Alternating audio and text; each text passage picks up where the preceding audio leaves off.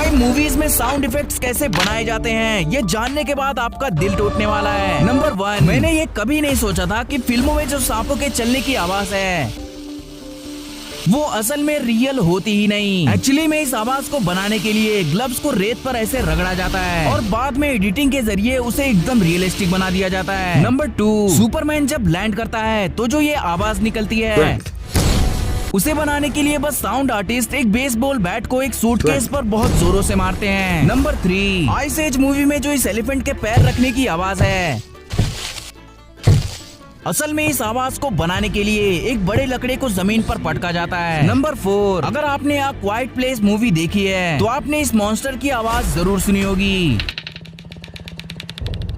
ये असल में एक टेजर को अंगूर पर चटकाने की आवाज होती है जिसे बाद में एडिटिंग के जरिए स्लो करके बिल्कुल रियलिस्टिक बना दिया जाता है।